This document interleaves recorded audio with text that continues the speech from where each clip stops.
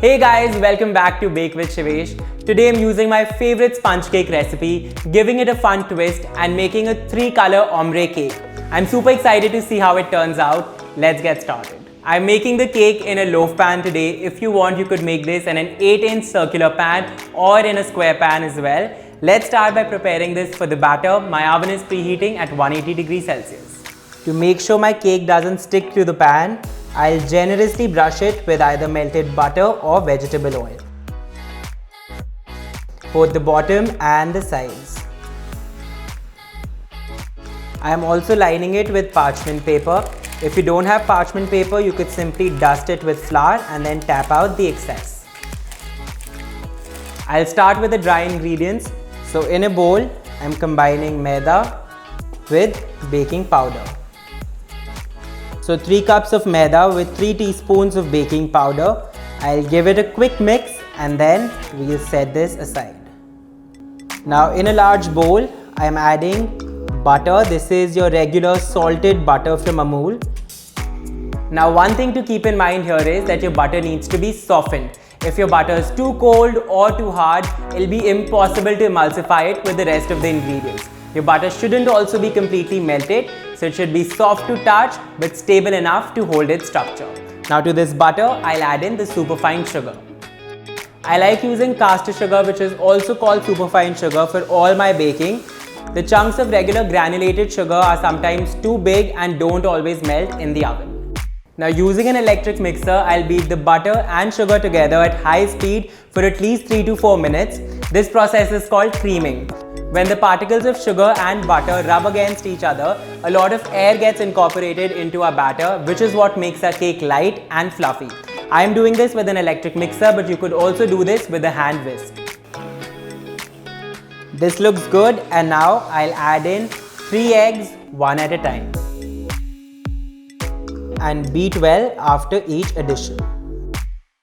In goes the third and the last egg, and we'll beat this in as well.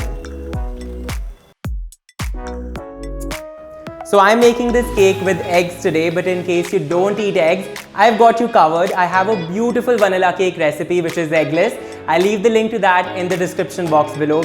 You can use the batter from that recipe to make this ombre cake. Now in goes 1 teaspoon of vanilla extract.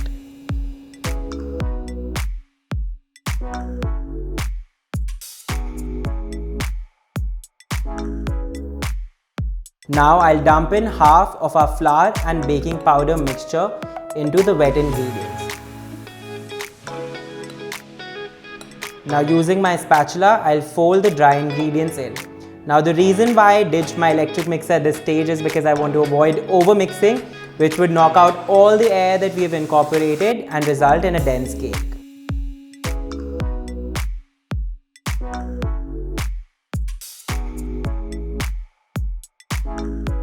This batch of dry ingredients has been incorporated nicely. Now in goes the milk.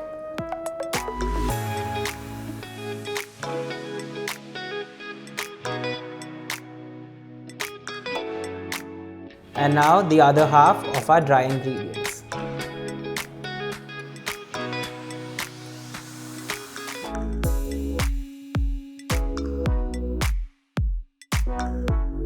My batter is ready, and now the fun part.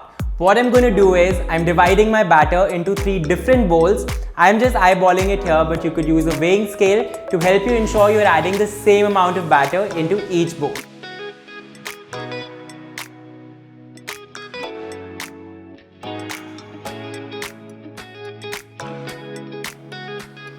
I have divided my batter into 3 parts. The first part, we are going to use this as it is, so I'm setting this aside.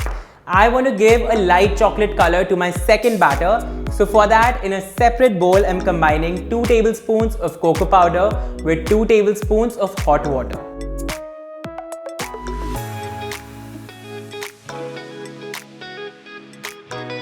I'll mix the cocoa powder and water together, and once it forms a smooth slurry, I'll add it into my second batter.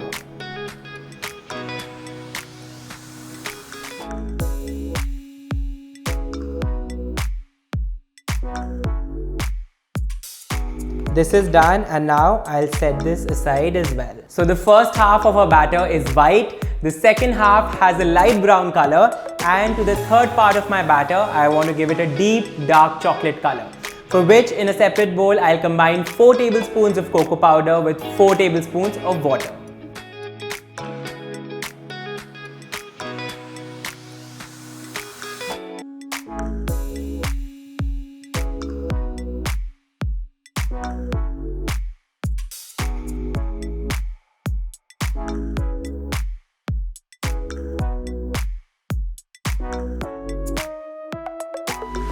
Now to get the batter into the pan, I'll be using piping bags. So I'll transfer all the batter into 3 different piping bags.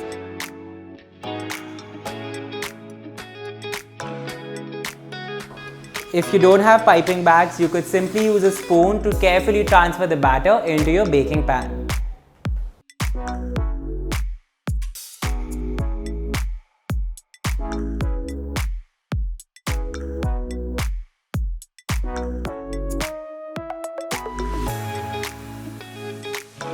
I'll be going from dark to light and then using an offset spatula to spread each layer.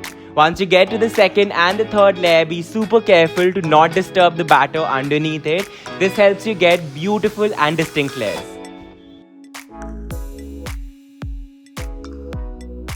Alright, so all 3 batters are in the pan, and now this goes into the oven at 180 degrees Celsius for about 40 to 45 minutes, or until a skewer inserted into the center comes out clean.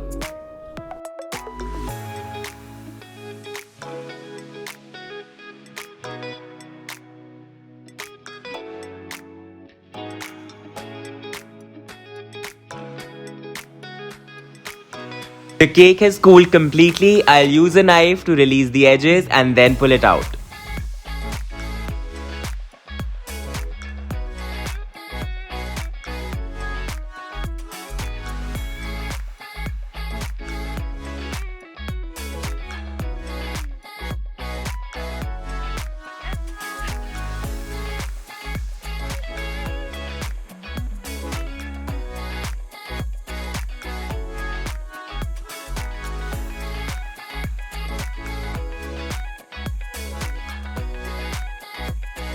I honestly had too much fun making this chocolate ombre cake and would love to see you recreate it in your kitchen. If you make it, don't forget to send me pictures on Instagram by tagging me at Shavez70. I have lots of different recipes lined up for you guys, so don't forget to subscribe to my channel, and I'll see you next week with another recipe. See you soon.